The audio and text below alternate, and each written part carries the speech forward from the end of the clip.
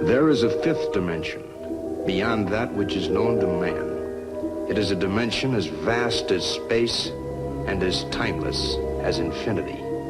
It is the middle ground between light and shadow, between science and superstition, and it lies between the pit of man's fears and the summit of his knowledge. This is the dimension of imagination. It is an area which we call the Twilight Zone. We do know this. The Russians offered help, the campaign accepted help. The Russians gave help, and the president made full use of that help. And that is pretty damning, whether it is proof beyond a reasonable doubt of conspiracy or not. The allegations in this dossier, we have to continue to describe them as uncorroborated. But toward the basic thesis of this dossier, that the Trump campaign was in on it, little pieces of that, little checkable pieces of that have been falling into place almost every day now.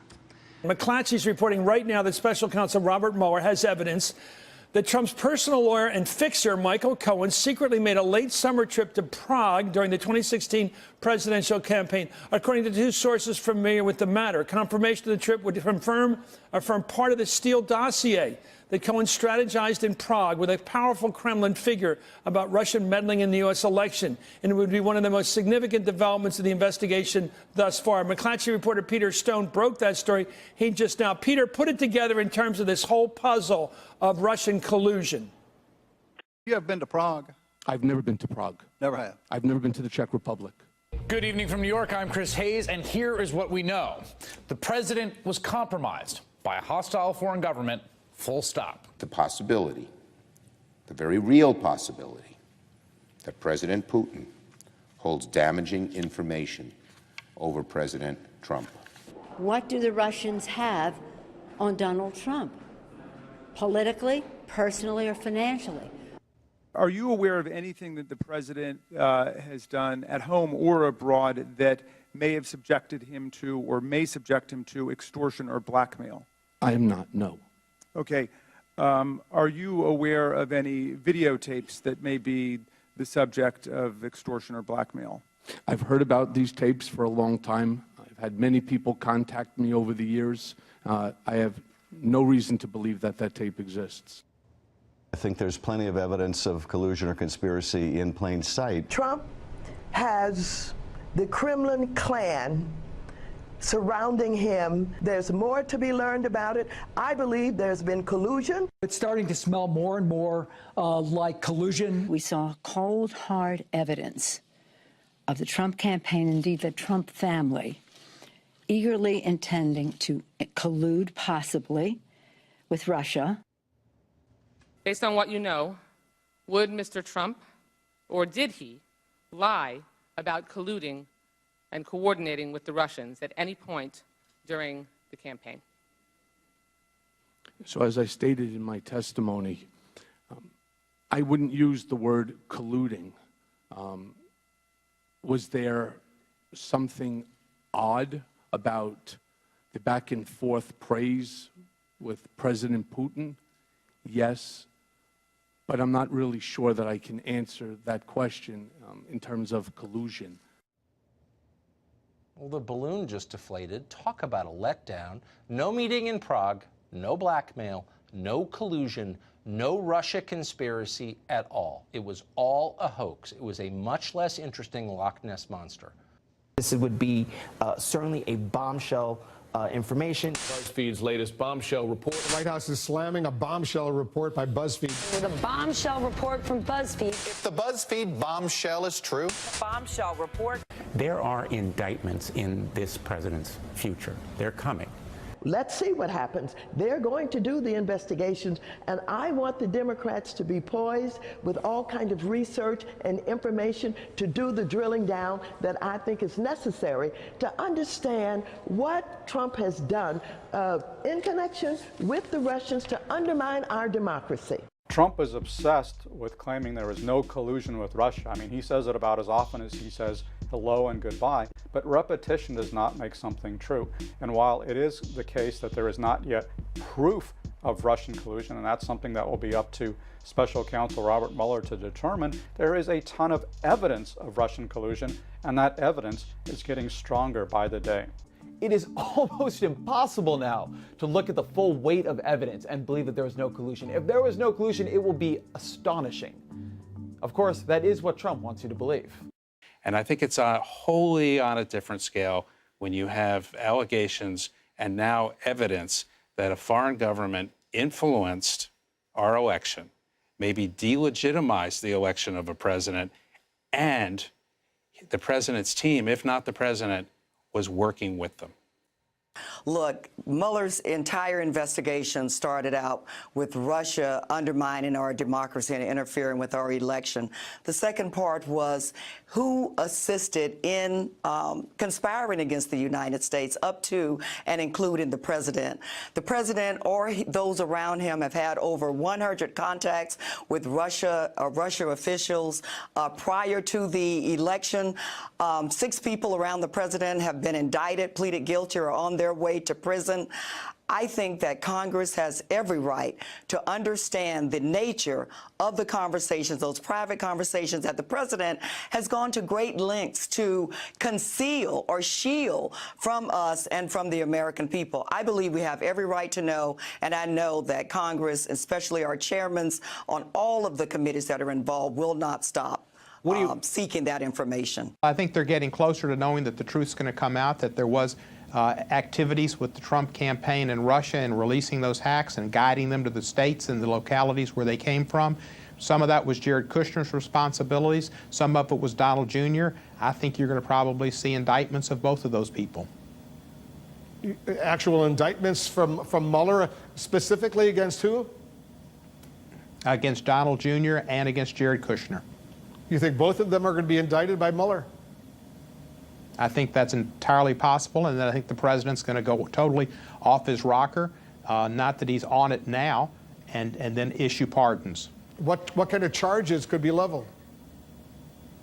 Well, I think they were probably the people that were in connection with the Russians and in conspiracy to affect the elections. But do you have specific evidence that because you're making a very serious, it's a very serious charge.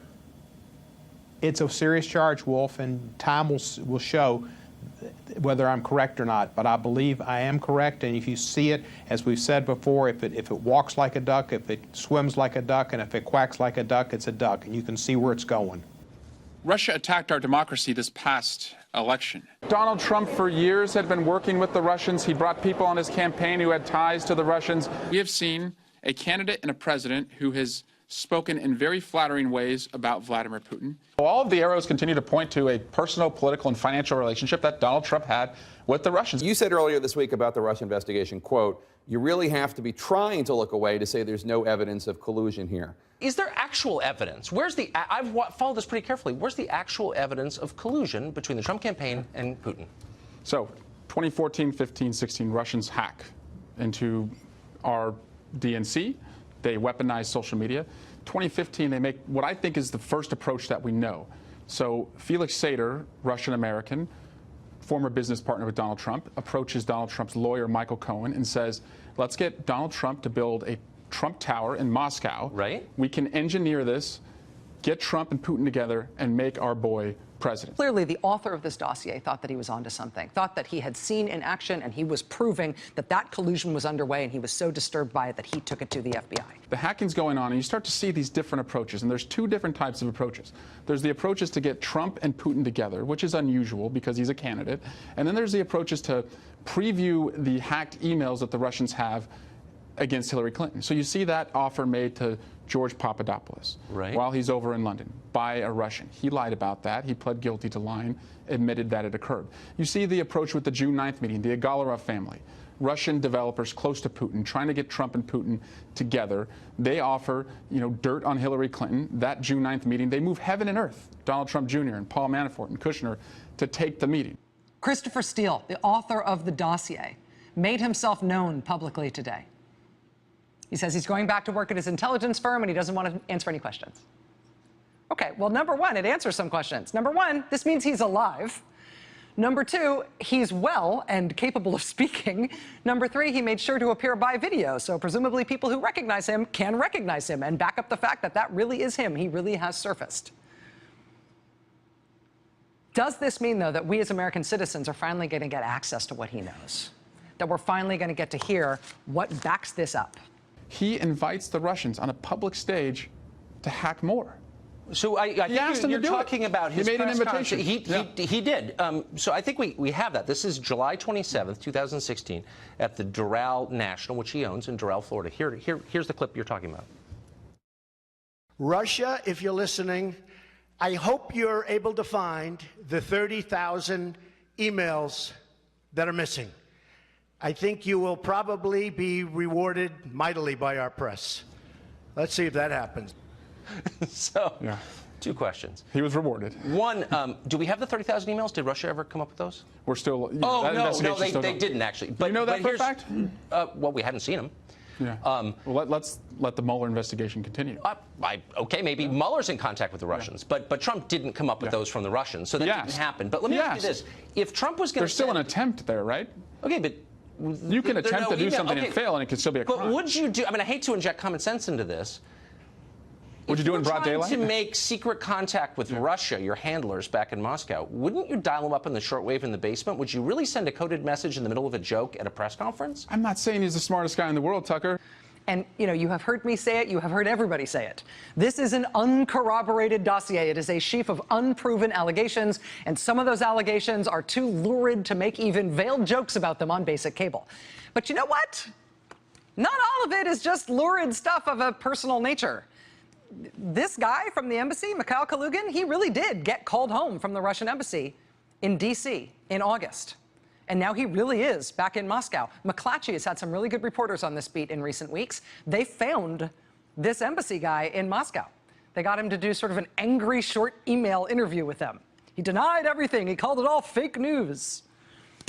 But look, two people with knowledge of a multi-agency U.S. investigation into the Kremlin's meddling in the presidential election have told us that, indeed, Mikhail Kalugin was under scrutiny when he departed. So, honestly, none of us really know, sort of holistically, what to think about this dossier. But here's one concrete, checkable part of it. This guy really did work as a senior diplomat in the Russian embassy in D.C., and he really did get summoned back to Moscow while nobody expected him to, reportedly while U.S. investigators were examining his potential role in this scheme by the Russian government to mess up our election. Then you start to see during the summer of 2016, we have an email that is titled Kremlin Connection, an offer made to Paul Erickson of the campaign to connect Donald Trump and Vladimir Putin again. Okay. Kremlin Connection, right? So again, more and more Did they connect? offers. Do we have evidence that he talked to Putin? I don't believe that they connected. But again, so where's the smoke? Where's the evidence? I mean, I know all this stuff. But where's the evidence? Well, first, Tucker, don't confuse evidence with a conclusion. Evidence gives the FBI and the Department of Justice. Look, I've been going through this for a year. Look, I watch Rachel Maddow. I get it. I know there are a lot of Russians and Russian people in emails, but where's the actual proof that something happened after more than a year of this? Well, I'm not the prosecutor. I don't have subpoena power. Bob Mueller does. All I'm saying is you do have a high-level security clearance, and you're on the Intel Committee, so presumably you'd have more than a clip of him at a I'm only giving you the evidence that I've seen in an unclassified manner. So I'm telling you that all of that warrants looking at whether we could prove beyond a reasonable doubt conspiracy to defraud the United States. Those are the crimes. Aren't we working on that? I mean, we've been working on that for a long time. Well, not with the obstruction that we continue to see. The continued undermining, the trying to... So that's it? That's all you got? No. Okay, so what's the part I haven't heard? Tell me. I'm waiting. Because I want to... Look, if he's... It's right in front of your nose, Tucker. Tell me what it is. It's right in front of your nose. nose. Is it another press conference he gave with more secret messages, or tell me? Again, Tucker, when we look back on this in 25 years, we're going to be amazed at how much of it was right in front of us.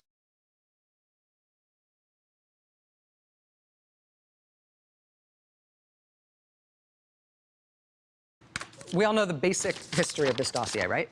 Now, reportedly, it had circulated around Washington. It had circulated among some journalists late last year. I never saw it before it was published. I had heard rumors about some of the things in it, but I am not one of the people who saw it, and I don't know many people who say they did see it before BuzzFeed published it. But it was apparently out there. In early January, it was reported by CNN that the FBI briefed Donald Trump and briefed President Obama on a list of allegations against Donald Trump and his campaign concerning Russia. That initial report from CNN didn't exactly say what these allegations were, but within 24 hours, BuzzFeed News published the dossier, this whole 35-page dossier, and there was a huge uproar at the time. Everybody, including BuzzFeed, admitted the dossier was all uncorroborated information. But you know what? It didn't end there. And that ends up being really important for what happened today. Because quietly, over the next few weeks after this thing was published by BuzzFeed to such an uproar, there have been multiple reports that some of the information in this dossier is bearing out under further investigation.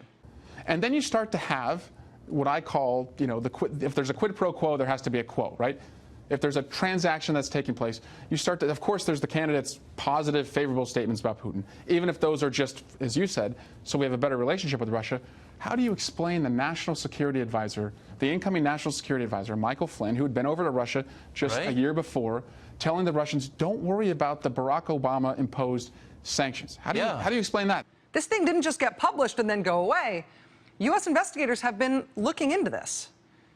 And bits and pieces of what's reported in this dossier are turning out to be true and reported and checkable. I mean, there is this mysterious recall to Moscow of the economic section chief for the Russian embassy in D.C. And McClatchy reporting that when he left, yes, he was under investigation for his potential role in this Russian operation against our election. All of the lies that have been told, whether it was about the June 9th meeting, the Russian adoption excuse, and then moving it to what it was really about. But so that's conscious of guilt. A lot of times the way someone acts after an investigation is launched can tell you what they were doing. I guess. I'm not, you know what? I'm not clairvoyant. Maybe that's not why I'm not in Don't confuse Congress. evidence with a conclusion. There's more than enough evidence to continue. There's also a report from CNN recently and from The New Yorker last week that we highlighted just the other night on this show.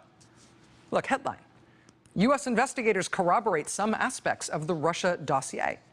Quote, intercepts do confirm that some of the conversations described in the dossier took place between the same individuals on the same days and from the same locations as detailed in the dossier. Quote, corroboration based on intercepted communications has given U.S. intelligence and law enforcement greater confidence in the credibility of some aspects of the dossier. And here's an intelligence official speaking to The New Yorker. Quote, they are continuing to chase down stuff from the dossier, and at its core, a lot of it is bearing out. Okay, well, if parts of this dossier are bearing out, if investigators are finding that the specific allegations, specific conversations describe specific anecdotes, at least some of them check out when they double check this work. Well, it's maybe worth focusing again on what the point of this is, on what the bottom line is of this dossier, particularly given what happened today in London. Because forget all of the salacious personal stuff. Forget all the stuff that made the White House so mad when this was published, right? The bottom line of this dossier, the bottom line allegation, the point of it is that the Trump campaign didn't just benefit from Russia interfering in our presidential campaign. The point of this is they colluded, they helped, they were in on it. Right? The money quote from this dossier is the operation had been conducted with the full knowledge of Trump and senior members of his campaign team. That's basically what this whole dossier alleges, that the Trump folks were in on it. There were multiple people close to Trump involved in the Trump campaign who were in contact with the Russian government about the Russian government's attacks on Hillary Clinton while those attacks were happening, while Russia was waging these attacks. And overall, yes, we still have to describe this as a sheaf of uncorroborated allegations, but little pieces supporting that bottom line thesis really do keep falling in line. This is the dimension of imagination. It is an area which we call the Twilight Zone.